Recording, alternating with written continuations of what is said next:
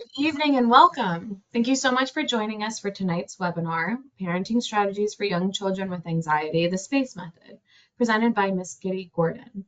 My name is Katie Delaney, and I am the Family and Medical Outreach Coordinator for the New Jersey Center for Tourette Syndrome and Associated Disorders. I will be your facilitator for this evening. Before I introduce our presenter, I want to go over some housekeeping notes. The audience is muted. If you are attending the live webinar, questions can be submitted in the questions box at the bottom of your screen. During the live Q&A, the audience will gain access to unmute themselves. We will stop recording right before this. At the top right of your screen, you will see a paperclip icon. There you will be able to find a copy of the presentation slides and upcoming events. At the bottom of your screen, you will see a React button. To the right of it is an arrow. When you click the arrow, you will see a few emojis appear, such as a heart, a thumbs up, etc. Throughout the webinar, feel free to use this feature to let our presenter know how they're doing. Now, if you guys have found that, can you give me a thumbs up or a heart just so I know you guys know where it is? Beautiful, thank you. So for those viewing the webinar recording, you will not have access to these features. However, any questions you have for the presenter can be submitted through the chat box to the left of your screen. The presenter will answer those questions on our webinar blog located on our website, njcts.org, under the Programs tab. This blog will be monitored until Monday, December 23rd. Any personal information will not be included in the post. The New Jersey Center for Tourette Syndrome and Associated Disorders, its directors and employees assume no responsibility for the accuracy, completeness, objectivity, or usefulness of the information provided on our site. We do not endorse any recommendation or opinion made by any member or physician, nor do we advocate any treatment. You are responsible for your own medical decisions. Now it is my pleasure to introduce our speaker for this evening, Ms. Gitty Gordon. Ms. Gordon is an individual and family therapist at Central Therapy, New Jersey, and PhD candidate in clinical psychology at Long Island University, Brooklyn. She specializes in treating anxiety, PTSD, OCD, depression, tics and Tourette syndrome, ADHD, suicidality, and neurodevelopmental disorders. Ms. Gordon, the floor is all yours. Great. Can everyone see my screen? Can you see my slides? It looks good. Okay, oh, perfect. Love the thumbs up. Oh, yes. Thank you, everybody. Okay, great. Thank you so much, Katie, for that lovely introduction. I'm really glad to be here with you all tonight. Thank you, everybody, for joining me. I'm really excited to be talking about this topic as somebody who works a lot with anxious children and their families.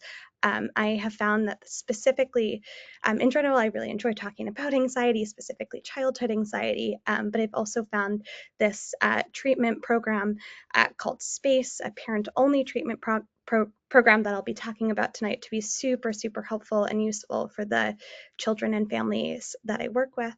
And so I'm really excited to be sharing some of those insights with you all tonight. All right, so let's jump in. Just a quick overview of what we're going to cover tonight in this presentation. First, I'm going to kind of talk a little bit more broadly about anxiety in general, understanding the difference between normative and clinical anxiety. We'll talk about some facts and myths about anxiety. And finally, we'll talk about kind of how to identify anxious children and some signs and symptoms to look out for in children. We'll then talk about the theoretical model, that the theoretical framework that the SPACE model is rooted in, and which has to do with childhood attachment and attachment theory. We'll talk a little bit more about the caregivers and the parents' role in both regulating their child's anxiety and also, in some cases, exacerbating anxiety. I'll then go into the two big main pillars of this the SPACE treatment program. The first, which has to do with increasing support. The second, that has to do with kind of gradually decreasing what we call family accommodations. I'll go over some strategies, some practical tips about how to implement some of these some of these programs, and I'll also provide you guys with some resources for those of you who are interested in learning more, and we will have time towards the end for some questions as well. All right. Just a couple notes about anxiety, because I think this is important to think about and to keep in mind as we go through this presentation. So it's really important to first understand what we mean when we're talking about the concept of anxiety, and to really understand anxiety as a normative response. Anxiety is is the experience that we have where our body has been primed to stay alert and detect kind of any threats or dangers in our environment at any given point, and mobilizes us to then do certain behaviors or engage in certain behaviors to keep us safe from those threats and dangers in our environment. So in that sense, right, anxiety is a really important survival mechanism.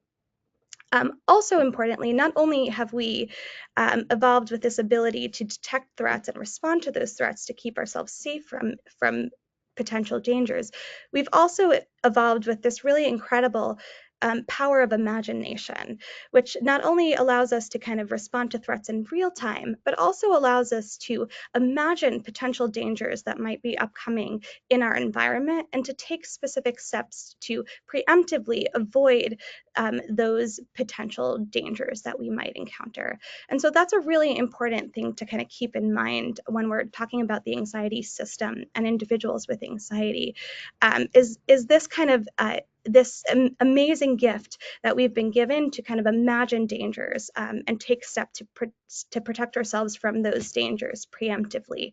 The issue with that is that while it's an amazing gift that's an enormous survival mechanism that's helped us keep us safe throughout the years, it's also kind of a double-edged sword, because when we have this gift of imagination, where we can imagine potential dangers, it also means that we have to be really good at not only just accurately detecting threats that might kind of come up and accurately evaluating those threats, but we also have to be super good at kind of that risk kind of benefit analysis, to be able to weigh potential risks against potential benefits when we're thinking about, upcoming potentially dangerous or harmful threats or things that we might encounter in our day-to-day life. And I say that because when we think about individuals who struggle with anxiety disorders, I like to think about anxiety disorders as, in some ways, kind of like a disorder of the imagination. Individuals, as opposed to individuals who have normative anxiety, who do a really good job at detecting threats accurately in their environments, responding to them, kind of weighing the potential risks of certain things they might experience in the future against potential benefits. Individuals with anxiety disorders do a couple unique things in their minds that people without anxiety don't do. And these three, well, we can spend a lot of time talking about anxiety in general and what causes anxiety and what factors contribute to anxiety. I think these three things are kind of really important to highlight when we're thinking about these types of individuals. The first thing that these individuals do differently is that just simply they come up when they're thinking about an upcoming event, a potential situation they might encounter in their life. They first simply come up with a higher number of negative scenarios in their minds, possible situations that can kind of that might happen in that scenario.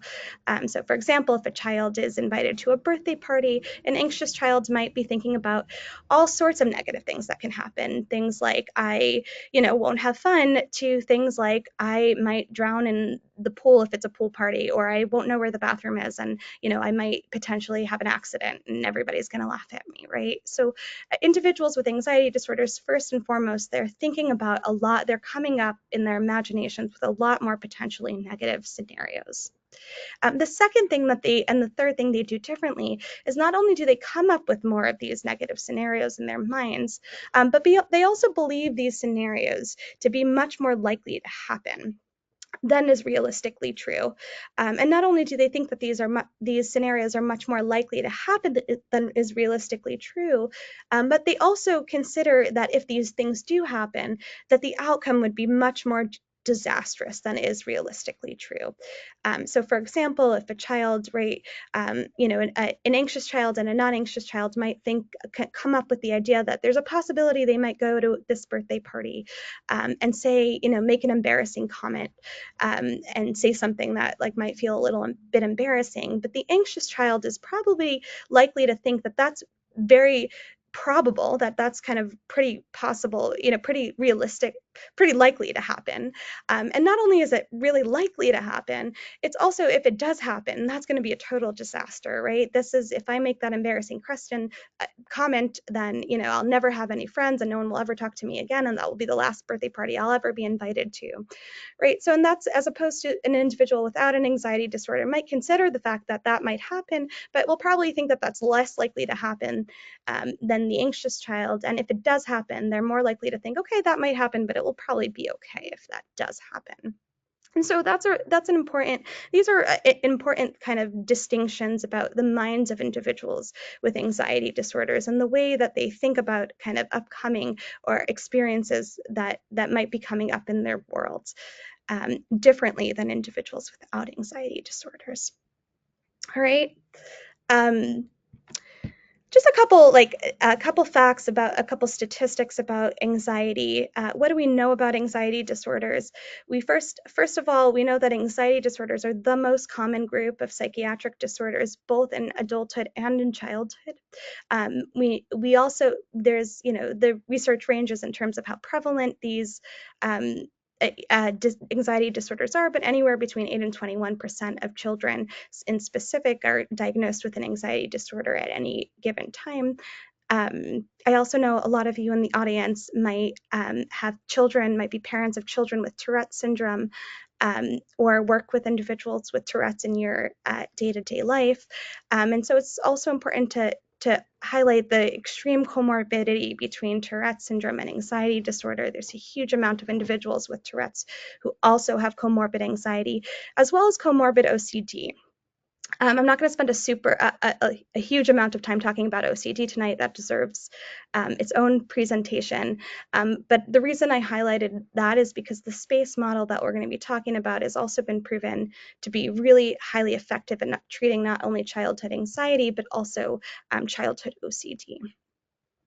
We also know that anxiety problems start early. Individuals, the median age of onset of diagnosis is around age 11.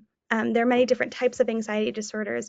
We're not going to go into all of them, but essentially the difference between the different anxiety disorders that we see have much to do with essentially just the type of fears or situations or objects that individuals are anxious about, kind of the surrounding fear. All right.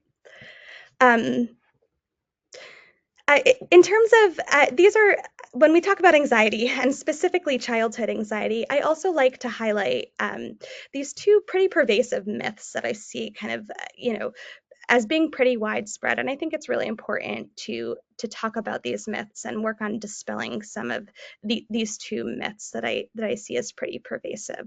The first one is that there's this kind of idea that I don't know, what it's, this is rooted in, there's this idea about just children with all sorts of mental health disorders. There's this notion that parents are the cause of their children's challenges. But when we think about childhood anxiety in specific, some people have this idea that parents are the cause of their child's anxiety.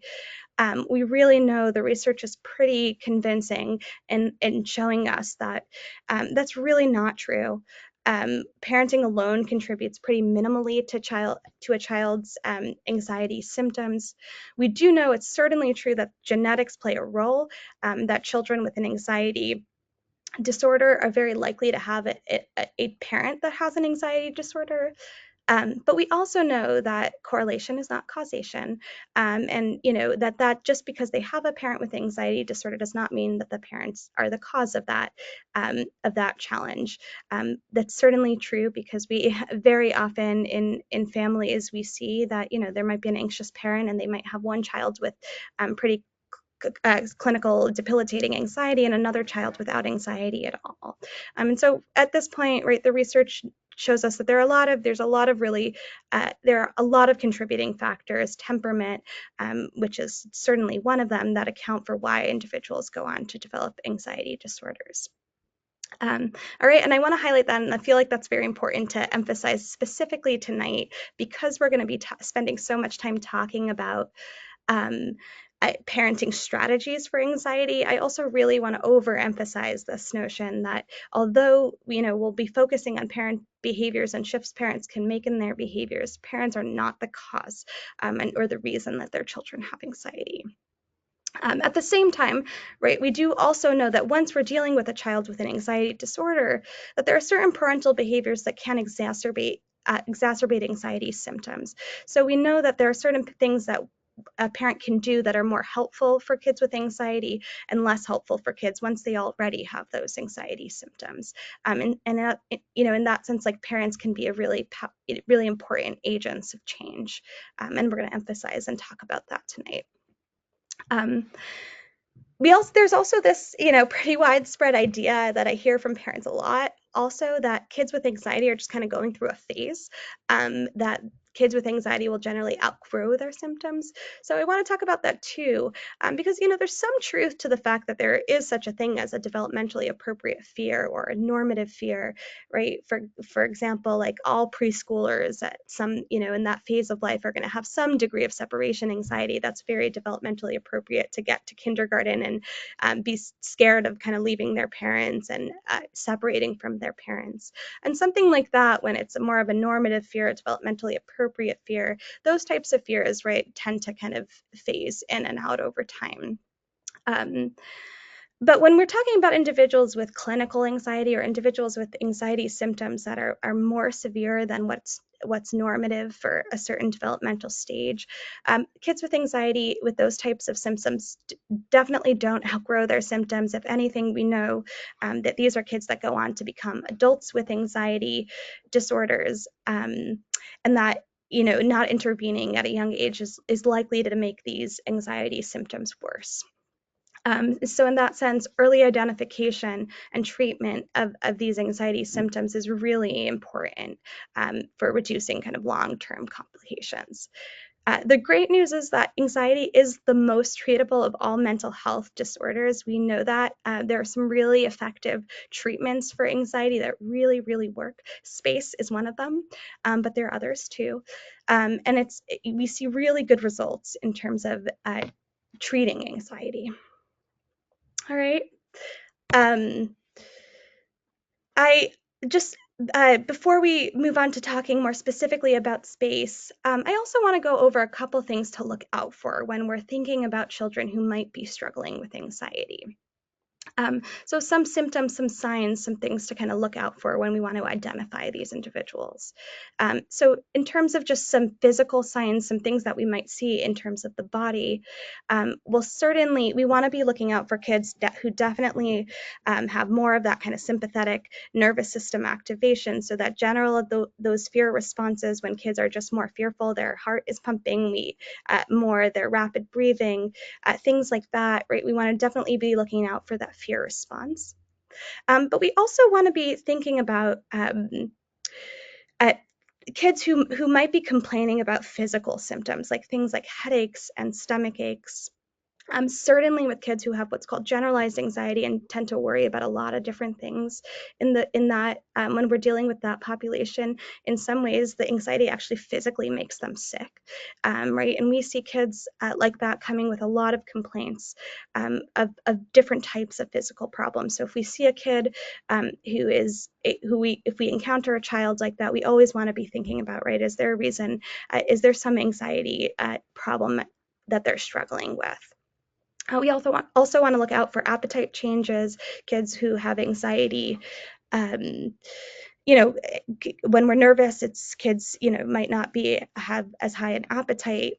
We also want to look out for disrupted sleep patterns. So nervous kids whose anxiety symptoms are activated at any given point, often have difficulty falling asleep, staying asleep. They might have more nightmares than other kids. So we certainly want to look out for things like that as well.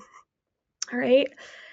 Um, in terms of the cognitive kind of things to look out for in terms of the mind thinking, so certainly those things that we talked about before, we want to look out for individuals who are generally considering and thinking about upcoming situations and coming up with a higher number of negative scenarios that might exist, and are thinking about these things as very likely to happen and very detrimental if they do happen. These are individuals who also generally have what's called an attentional bias towards threat. So they're just more preoccupied and attentive to kind of threats and potential dangers in their environments.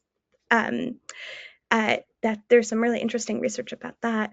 We also want to be looking out for things like difficulty concentrating and inattentiveness. And I think this is also really important to highlight, because often when we see kids in a school setting at home who are having difficulty focusing, we jump right away to thinking about, does this kid have ADHD? But there might be a lot of reasons why a kid is having trouble focusing. And anxiety is certainly one of those things. If a kid is worried all the time and preoccupied with anxiety in their minds, it's going to be really hard for them to focus kind of on the day-to-day tasks or things that are going on in the here and now. So definitely, if we see focus issues, we want to wonder about those.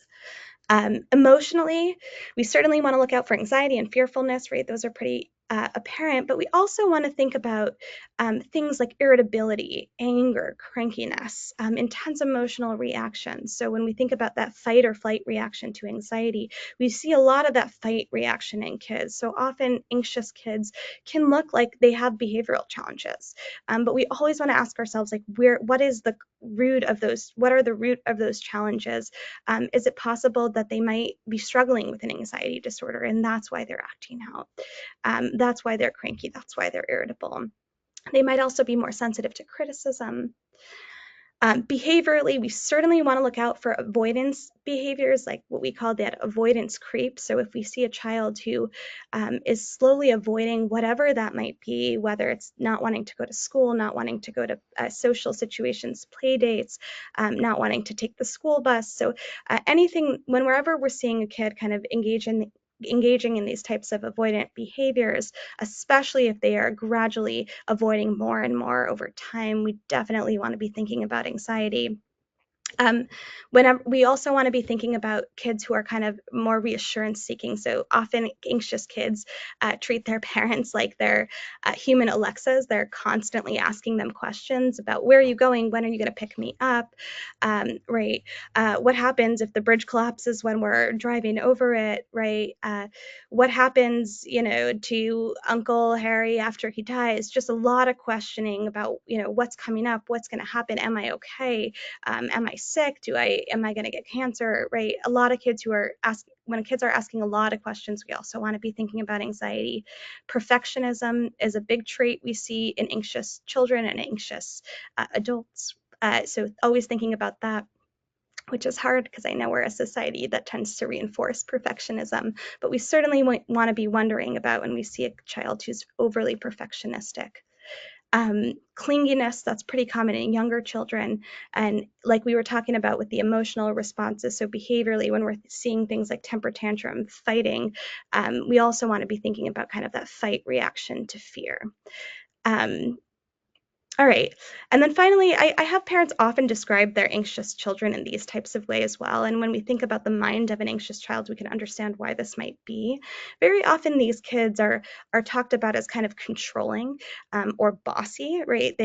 These are kids, and when we think about that and we understand what it feels like to be in the mind of an anxious child who is thinking about all these negative potential things that might happen in their environment that are very likely to happen and be super disastrous if they do happen, right? It only makes sense that they'll want to do everything they can to control their environments, to maintain that sort of, to make sure that everything goes in the way that they want it to. In the similar way, these kids are also described as pretty inflexible or rigid. And we can also understand why that might be, right? For an anxious child, um, uh, things that change equals the unknown, and the unknown is often very scary and very dangerous. So these are kids who can be super resistant to change and anxious about change. All right. So I know I threw a lot of questions of a lot of information at you. We talked a little bit about anxiety in general, how to spot and symptoms of anxiety, how to identify anxiety in children. I want to shift gears now to talking about a really important feature of childhood anxiety that really makes childhood anxiety very fundamentally different from an adult anxiety, and is going to be very important in that reason for treatment. Thank you, Katie. And really matters for how we approach childhood anxiety in a different way than we do adults. So I put up, Katie just put up a poll question. Can everybody see that? Can I get a Sorry, I thumbs threw it up? up a little fast. Okay. Okay, I see people are already kind of responding. Yeah. So what do you guys think is a key feature that distinguishes childhood anxiety from adult anxiety? And you can take a guess at this one for sure, but curious what people have to say. So I'll give people a couple moments to answer this.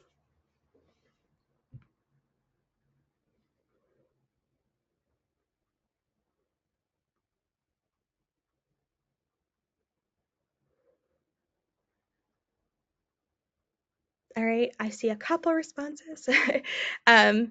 Take another couple seconds. All right, this is a trick question. I don't expect you guys to all know the answer to this. But whoever answered whoever chose the answer that childhood anxiety is an interpersonal phenomenon is correct, and that's a really important feature and distinguishing factor and thing that we to bring attention to when we're thinking about childhood anxiety that really matters in terms of how we are approaching and responding to childhood anxiety. And so essentially, right, this is the core of this space treatment model and how and where we and the ways in which we intervene stems from this understanding of anxiety as a social experience in children specifically. And we know this, and this is based on what's called attachment theory, which stems from this idea that understands the way that children with anxiety um, the way that human children and all mammalian children really are born very different than other animal species in the sense that when humans are born, right, they're not born self-sufficient. They're not born able to fend off dangers and fend for themselves, as opposed to some other species who are born totally ready for life and very prepared to protect themselves and to deal with their kind of threats in their environment. Children and other mammals are born essentially totally unprepared for life. They're not able to self-regulate and they cannot protect themselves. And for those reasons, as opposed to an adult who encounters anxiety and fear and might respond to anxiety and fear in a more self-defense kind of way, children respond to fear in a social way. So if you ever, I don't recommend this, but if you ever try to scare a younger child and try to observe how they respond to being scared, what we often see is a child starting to cry, right? Starting to cry. Maybe if their caregiver's nearby, they might go run to their parent, cling to them. But what we see is that when they experience anxiety, they send out these signals and these cues to their caregivers that signal to them, hey, I'm in distress. I'm feeling unsafe. And I'm in need of your protection and reassurance and nurturing. And just like those children are hardwired to respond to fear by sending out those social signals, parents too are hardwired to respond to those signals in their children. And so to notice, they're hardwired to very carefully attend to their children's fear cues and to respond to them by helping their child, essentially if there's a threat, right, protecting themselves, their children from danger, but then jumping in to reassure them, to minimize their distress and help them essentially regulate. And that's a really important thing to think about and to understand when we're talking about anxiety in children. Does that make sense to people? Can I get a thumbs up if that's something that people understand? Okay. Amazing. Okay. So great. So, this is when we're thinking about that social fear system, right? In kids who don't have anxiety disorders, that's a really adaptive system. The kid kind of signals out their distress. The parent comes in, rescues them from a real threat, or helps them regulate. And eventually, this is a child who then kind of learns to accurately detect dangers and threat, and learns to kind of eventually translate those regulation skills into the ability to self-regulate on their own. The problem becomes when we're dealing with individuals who have chronic anxiety or clinical anxiety symptoms. And if we think back to what we were talking about with individuals with anxiety disorders, we now know that individuals with anxiety disorders are very quick to perceive threats or dangers in their environment when they're not actually present, right? So children like this are constantly sending out those fear signals. They're constantly communicating to the adults in their environment, hey, I'm in distress. I feel unsafe. And because of that, the parents are very often constantly responding to their child with reassurance, with support, with protection. And the problem becomes, though, while that's a very, again, we're hardwired to do these things. So it's a super normative reaction, a super adaptive reaction to a child who doesn't have an anxiety disorder.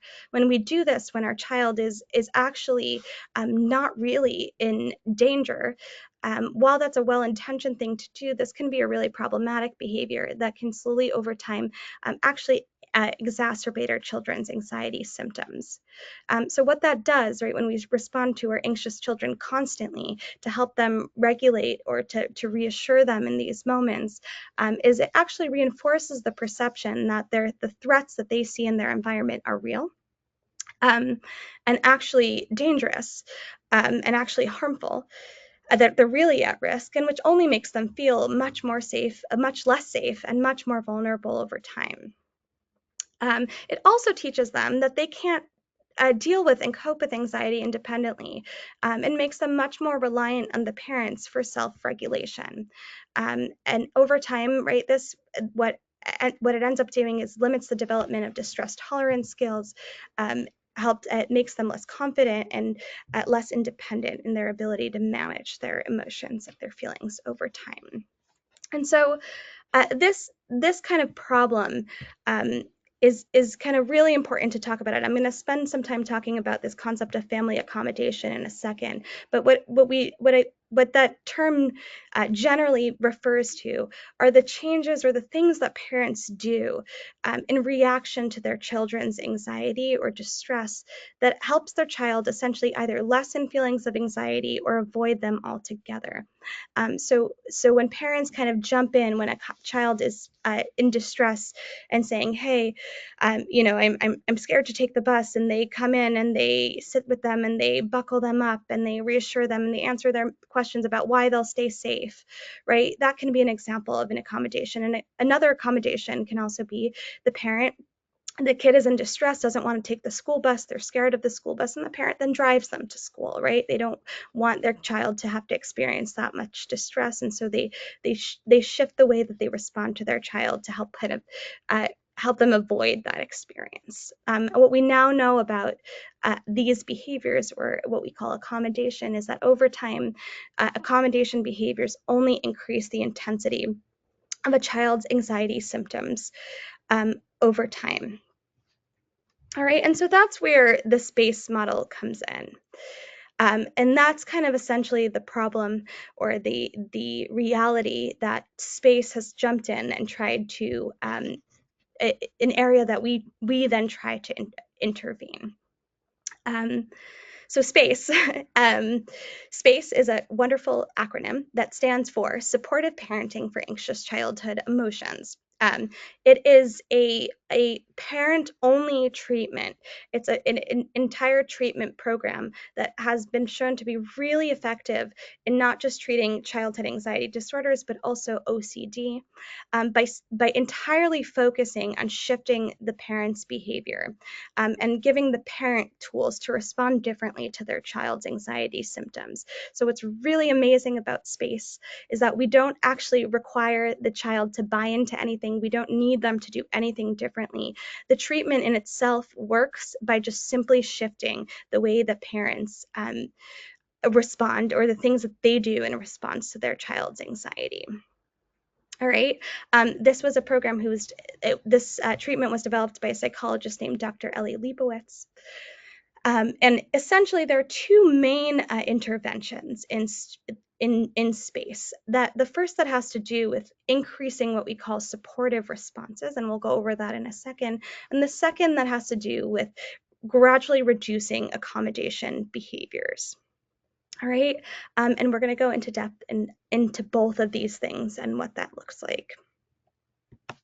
All right, so the first step, that first space pillar, supportive responses.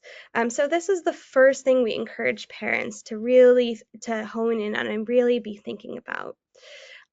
Dr. Leibowitz has this wonderful equation that I love. He says that support equals acceptance or validation plus confidence.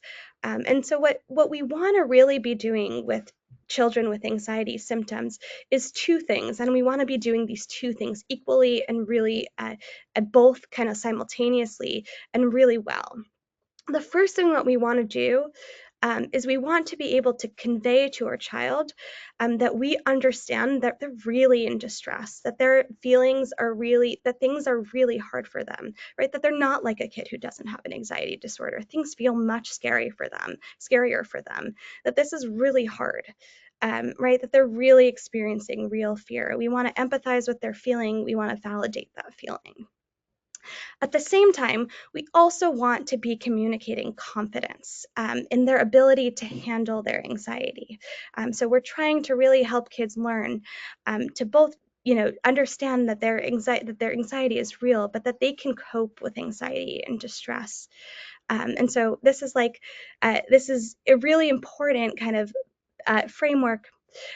We need to do both of these things, and we need to do both of these things equally well to be really supportive for a child with anxiety. Again, with our children, we're kind of like mirrors. And so whatever we show them and whatever we communicate to them helps them understand their self and their capabilities. And we really want to mirror that, both that their feelings are valid and that their feelings make sense, and also that they can handle that distress. They can handle and cope with that anxiety. All right, so for example, a supportive response might be something like, I see that this is hard for you, right? I really see that this is super hard, but I'm 100% sure that you can handle it. I also know you can get through this. This is hard, but you can do it. All right, and so that's the first thing that we try to focus on. A quick exercise. Maybe we can all kind of think about this type of scenario. And I want you to think about, with that equation, right, with understanding that support equals acceptance plus confidence. I want you to consider a child who might be coming to you expressing fear about going to a new summer camp. And Katie, if you can help me launch this poll question.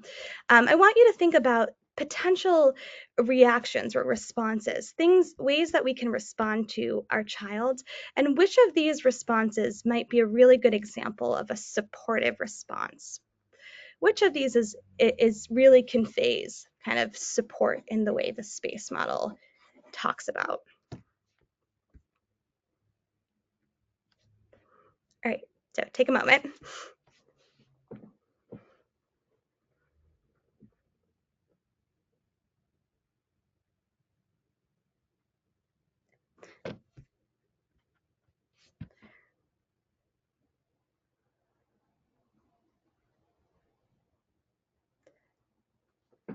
All right.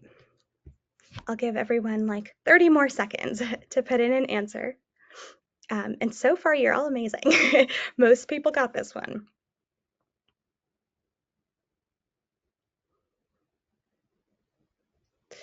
All right, so great. So almost everybody really got this and really chose whoever answered number 3. That's correct, right? I know going to a new camp is hard for hard for you, but I'm sure you got this, right? I know that this is real. This is a real fear. This really feels hard. But I also believe that you can handle this. You got this. Right? So I just want to go through those other examples and kind of quickly highlight, right, what is wrong with these other responses. And again, no judgment if these are the reactions that we sometimes have to our children with anxiety. The first one, right, there's nothing to be afraid of, you'll be fine, right? That might be an example of a parent who's conveying confidence, right? You'll probably be fine, right? Maybe we're conveying to them that they can handle it, but we're also really not validating their real anxiety when we're saying things like there's nothing to be scared of. That's not really the case with these children, right? The fear is really real, and we don't want to be communicating things that will make them distrust their feelings or not understand their emotions. The second one, it's okay. You don't have to go if it makes you anxious. It is a really good example of in a parent that's communicating acceptance but not confidence, right? They're showing them, okay, I understand, right? Like I get that you're anxious, but also by telling them they don't have to go, we're not mirroring their ability to handle this. Right? And that to their capability of getting through this on their own. Number 4, right?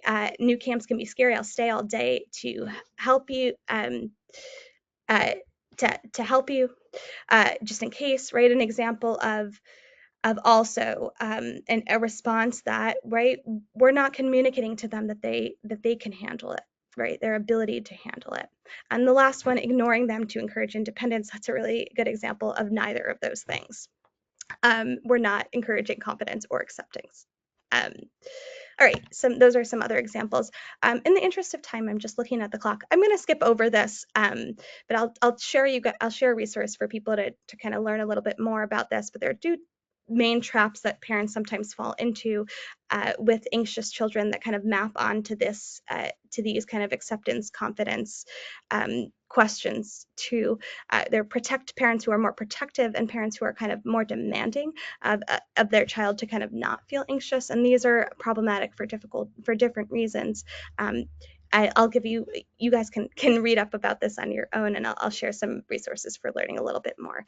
But we want to also be thoughtful about, are we falling into any of these traps with our children, and really making sure that we're doing a good job at communicating both acceptance and confidence, right? We want to be that mirror that can show them that they can handle hard things, that they can handle distress.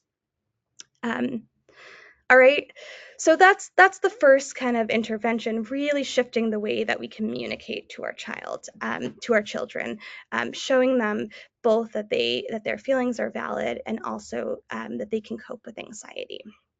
The second thing that we do in space is we gradually work on decreasing what we call family accommodation behaviors.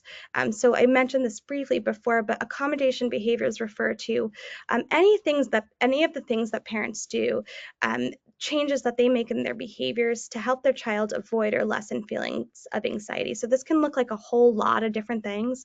It can be if a kid has separation anxiety, that we sleep next to them every night. It can be if a kid has anxiety-related stomach aches every morning, that we let them skip school. It can be we answer their constant questioning.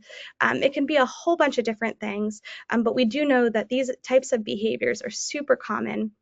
And like we said earlier, the more accommodations behaviors we engage in with our children, the more severe their anxiety symptoms are over time. And this just causes a lot more impairment for children and their families.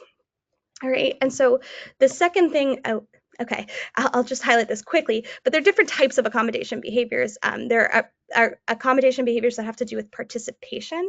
So these are behaviors where we're actively engaging in behaviors that allow the child to avoid anxiety, whereas modification has to do with accommodations that revolve around kind of changing family routines or expectations to minimize a child's anxiety. So on this slide, you can see I put a couple different examples of different types of anxiety problems and ways that parents might respond, different types of accommodation behaviors they might engage in. So for example, right, with a kid who social anxiety, who's kind of scared about meeting new people, talking to strangers, they don't feel comfortable with guests coming over. So this might be a good example of a modification. We change our routine, we do something differently as a family. The parents decide they're going to stop inviting guests over to their house, right? That's one example of a modification type accommodation.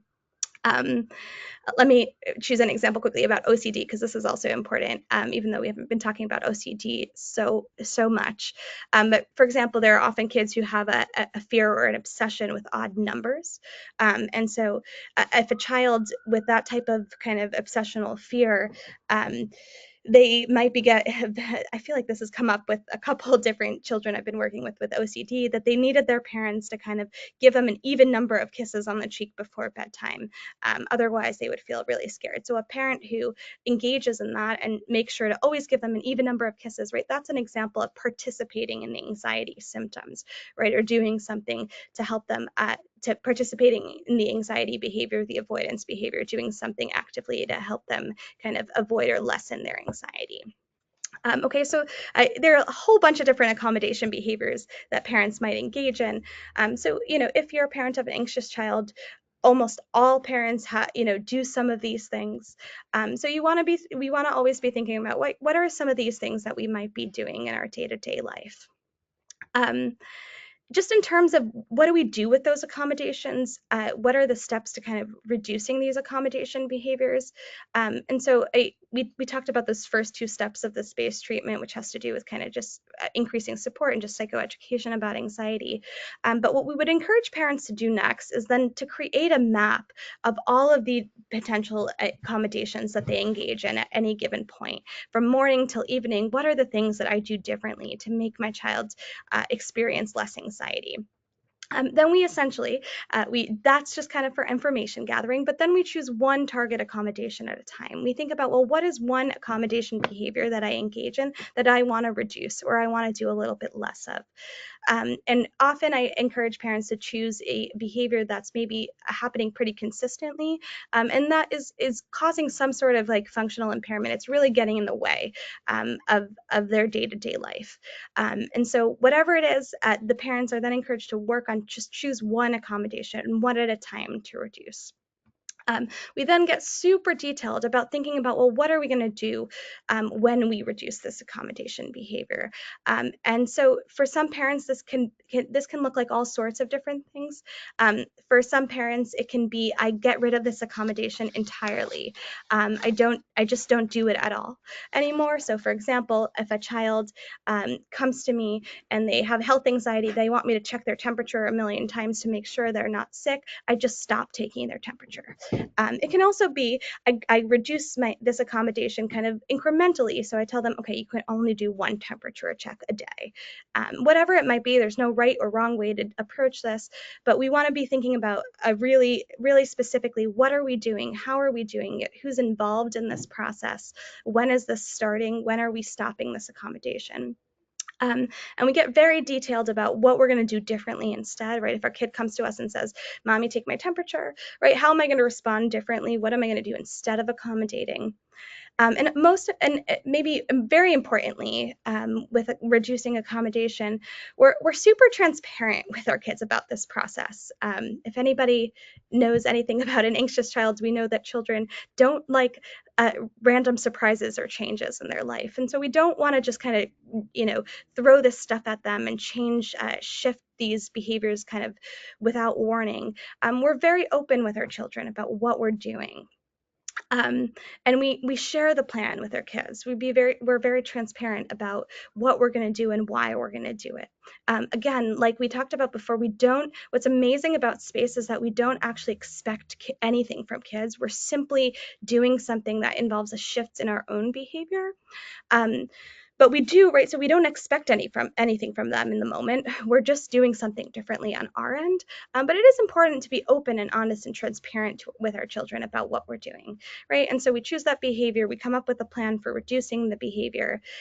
We implement it, and then we see how it goes. Usually what happens is in the beginning, the child's experience experiences a lot of distress when we're getting rid of that accommodation. But over time, they learn to handle it. They learn that they can cope, and things kind of get better as times goes on. And once we are able to effectively eliminate that anxiety, then we start over and we do this kind of with something new. And so I'm gonna give you guys all a book. I know I'm just talking about this super quickly. A wonderful book to read if people are interested in learning more and understanding this process a little bit more about and kind of what that might look like in real time.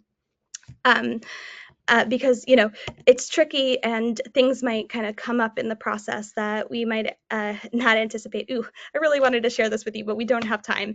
But this is a really great example of a written accommodation plan that one of the parents I've been working with had written out to address accommodations that they were engaging in around bedtime. Gitty, Yeah, go Gitty, ahead.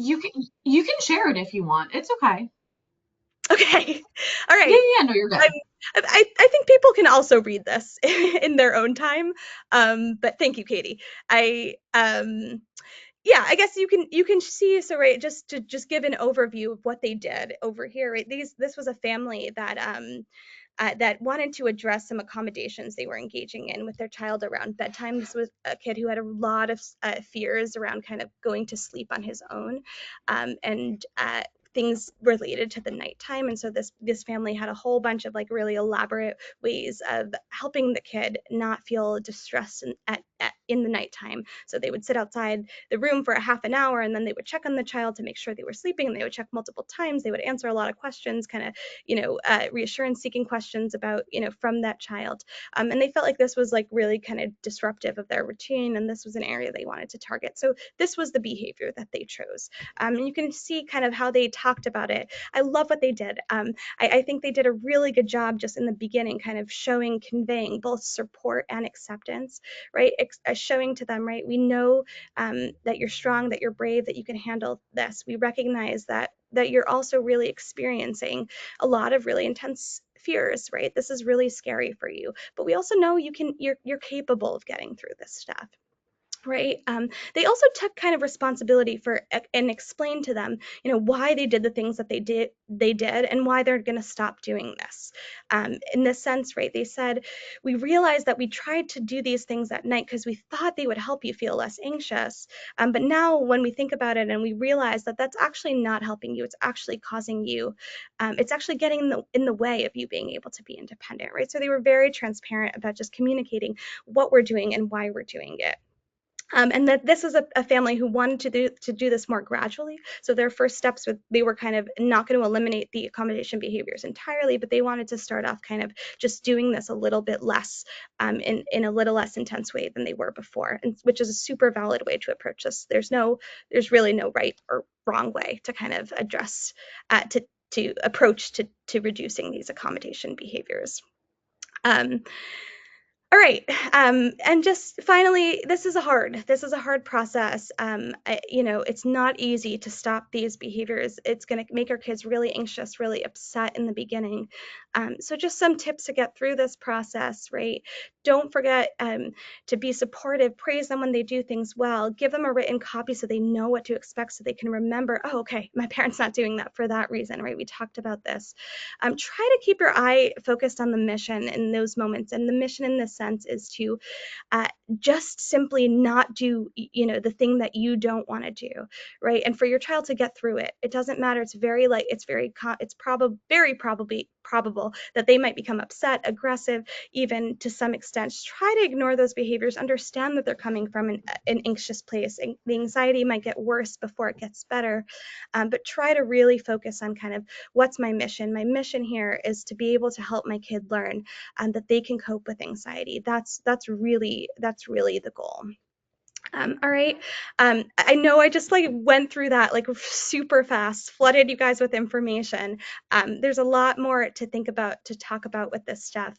The good news is Dr. Leibowitz has published an amazing book that I highly recommend to all parents of anxious children, that you can read.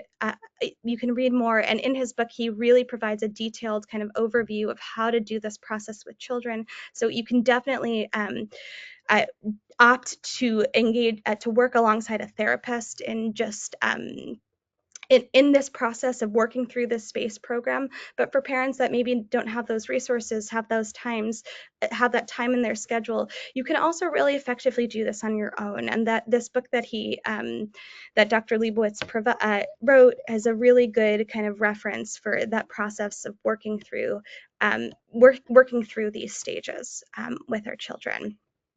All right.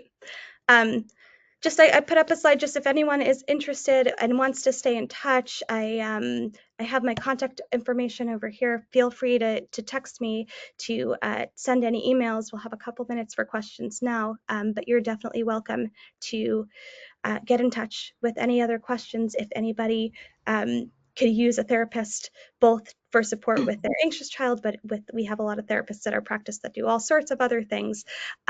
Feel free to get in touch. And I know we don't have so much time now for questions, Katie, but I No, do. that's okay. If it's all right with you, we can go over a couple of minutes, so no worries with that. So I'm just gonna jump in right now. First and foremost, we're gonna hop into Q&A. As you guys know, first I'll ask the submitted questions, and then we'll switch to the verbal Q&A, which is when I'll stop the recording. So our first question is, do you feel that when parents work on their own anxiety, it helps children with their anxiety disorders? Hmm, that's a really good question. Um, yeah, I'd say that that's a good question. I'd say it depends. I think sometimes, sometimes, very often, when we parents who are anxious themselves are more likely to engage in these like protective parenting behaviors that we hadn't totally touched on, but like to be those parents that are maybe rescuing their children a little bit more from anxiety because maybe they experience that distress in their body a little bit more. It's much harder for them to see their kids kind of go through that anxiety experience or that distress, so they have kind of maybe anxiety about their child's anxiety. So I could say I can see that to some extent if a parent kind of works through their own anxiety, that maybe they'll be able to be a little bit more mindful of, how to respond to their child's, anxiety in a way that's not like rescuing, in a way that's kind of thoughtful. But I don't know that that's totally a fix. I think that these kind of strategies or these ways of approaching our children are probably more important in terms of helping our children who have anxiety. So just generally, and I can imagine a situation where those things might become natural to a parent who has worked on their own anxiety, but I don't know that that's totally for sure the case. And so I don't know if I fully answered that, but I can see that being helpful, but I don't know that that's the treatment in itself, if that makes sense. Yes, no, definitely. Another question we have is, my kids often don't want to go to school. What should I say? Um, That's a great question. I mean, we always want to wonder why, right? So that's, I don't want to answer if we're talking about an anxious child, right? That's one thing, but we always want to wonder about why, just be curious in general about our children's behaviors and what that's about. Maybe they're being bullied at school. Maybe school's really hard for them and they have a learning disability and that's, they're not getting the support they need. They're not feeling like they excel. So there's a lot of reasons why a kid might not want to go to school. But if it's anxiety, right, which is very often the case that we see kids who have anxiety about going to school, I would highly recommend thinking about that supportive kind of those supportive response, that model of supportive responding, right? So really just uh, doing your best. The worst thing that we can do for kids that are anxious about going to school is to actually let them not go to school. We really want to get them to school, right? Essentially, not just because we want kids to go to school, but because, right, for that reason of that confidence piece that we've been talking about, we really want the kid to learn that, it might feel scary, but that they can handle it and they can get through this. And we don't want to get into that kind of avoidance creep where they just continue to kind of avoid their anxiety provoking situations more. But I would say depends on why, what's going on with your child and why that is, if that makes sense. Yeah, no, of course. Another question we have is, this individual said this was great and really informative. Is there a recommended minimum age for using this method? Just thinking about younger kids and not being able to read a letter. Ooh, okay. Yeah, I'm glad you brought that up. That's a really good point, and something that that I'd say, yes, definitely something to consider in terms of just how do we adapt this model to much younger children.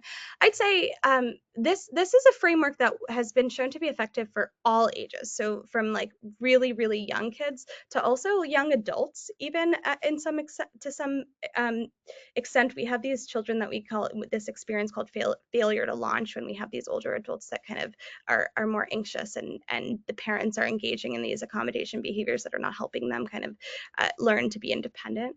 So this can really be, and the research shows that this is effective for a lot of different ages. Um, so, I'd say there's not a minimum age. And if anything, I think young children are actually probably the best target for this type of treatment, because when kids, these are the kids that are hard to get into individual therapy.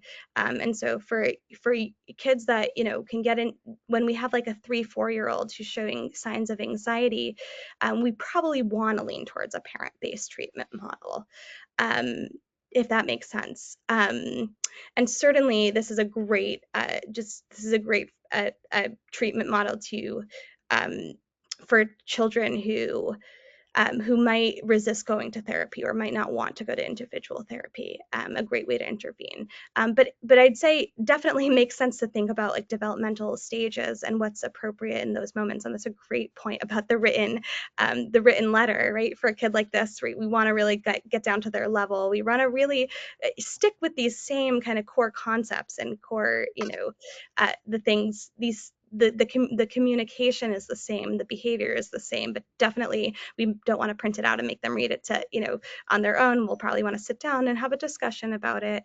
Maybe we want to put it in visual images, whatever that might be. But this is definitely not a model that doesn't work for younger children. If anything, this is probably a really great framework for much younger children, as long as we can shift to kind of to make this more appropriate for their developmental stage.